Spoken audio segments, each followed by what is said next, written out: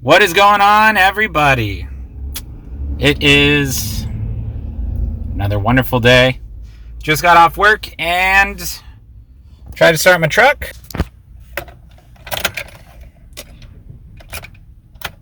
And nothing. So, I have 12.4 volts in my battery. I have voltage at my starter. I have a relay that's clicking. So I believe I have a bad starter. Not too sure. I was a little weirded out. I went under there and my buddy tried to start it, and it is sparking from the starter, not from the voltage wire and not from the ignition signal wire. Somewhere in the back. So I'm thinking the starter motor is, thinking the windings are bad and it's grounded out, and it's just sparking where it's like bolted to the block or something. Not too sure, but waiting on a tow now. We'll get it towed home and we'll swap this thing out.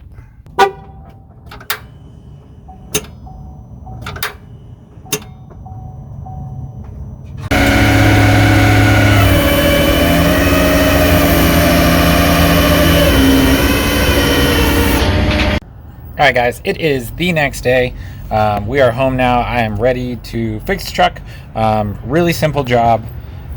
This starter was $250. Ridiculous for some Chinese made in crap.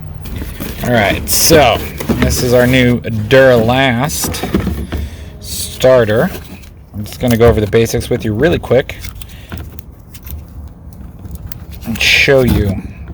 Alright. On your factory starter, you're going to have two 13mm bolts here. You are going to have this nut here. This holds the positive cable from your battery. You are going to have a single clip here. That is your signal from ignition. And then you should have, well, my new one doesn't have it, but the heat shield also bolts to your starter as well. So this one doesn't have it. I'm wondering, these might be for a heat shield. I'm not too sure.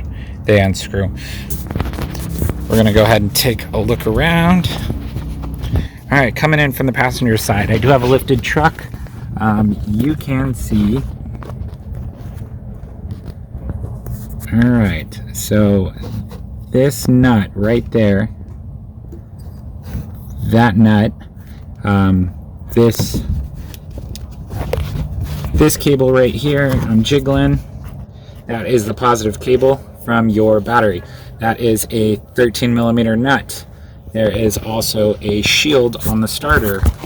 A little nut on the heat shield that is right here. That is a 10mm. So a 13 and a 10mm is all you're going to need for this job. Might help to also have an extension or two. So, and then a little pick for the sensor. Getting that clip off can be a pain. Alright, we're going to start off by disconnecting our negative battery post. Tuck it out of the way.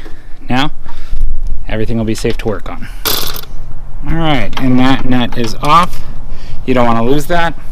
Alright, we're going to swing under our truck to the front of the passenger side. This is your transmission oil pan right here, bell housing.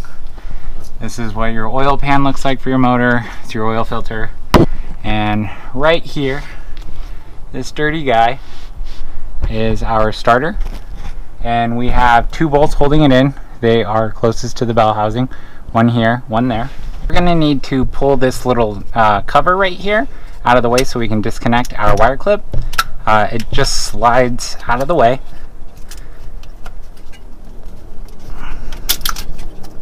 Okay, and then once that's out of the way, you can see right here, hopefully, there's a clip. You do have a little red piece. You're going to push that in and pull the clip back. Alright, so we have two 13mm bolts holding it in. One there and one here. Gonna hit this with an extension. We're gonna undo those two.